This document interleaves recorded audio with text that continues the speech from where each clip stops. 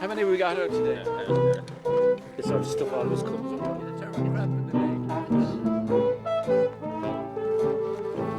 Every other Sunday, members of the Brotherhood of the Lug meet to walk. Okay, does everybody know where we're going? Yes. That's unusual.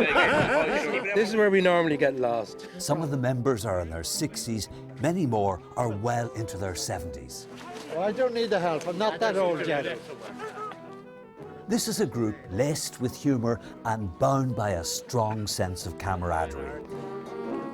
Attributes the Lugs trace back to the founding members, whose first walk in 1903 was climbing Lugnaquilla in County Wicklow.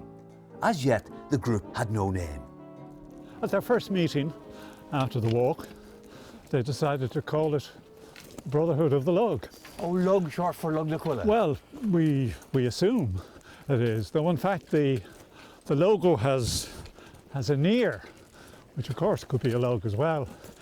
The weight of 109 years of tradition rests on the shoulders of the present-day Lugs, and part of that tradition is the names they have for their office bearers. The leader is the Grand Master. His role isn't clearly defined.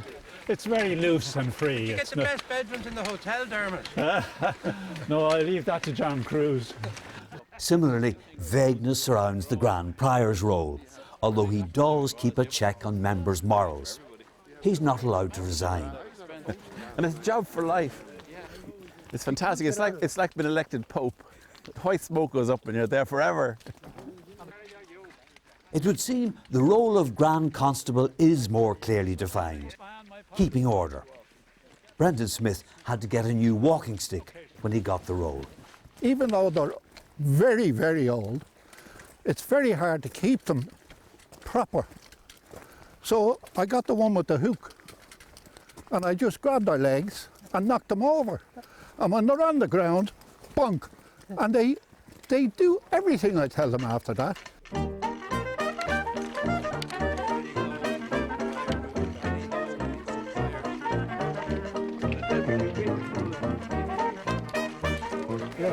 Paul, come on, Brendan.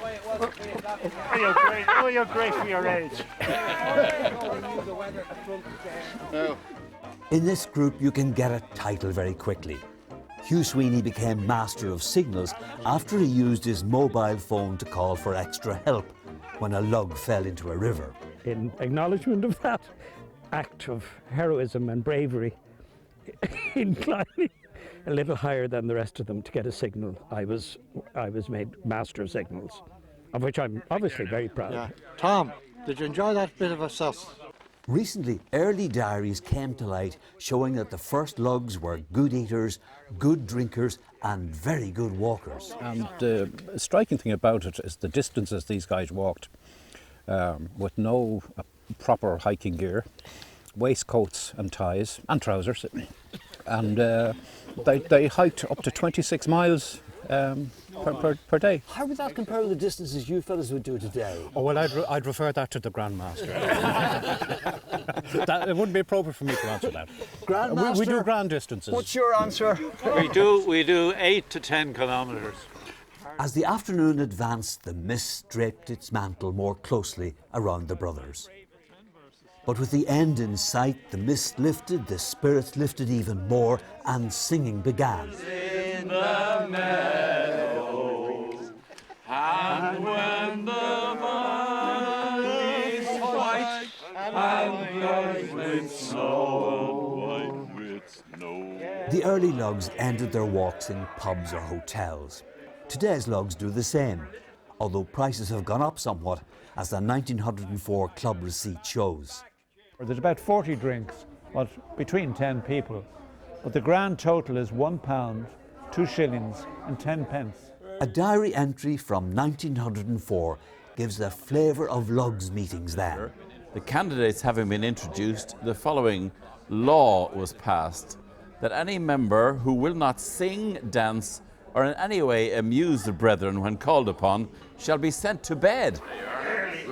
Today's Lugs continue such traditions by, for example, their rules on unusual attire at the annual club dinner. Membership conditions are unusual too. You can't be too young. You can't be too fit, and you can't be too fast. There's no doubt. There's no doubt about that. You know. But will the Brotherhood of the Lug last another 109 years? Well, they've got about 35 members, and from time to time they do get new recruits. So they say, yes, it probably will.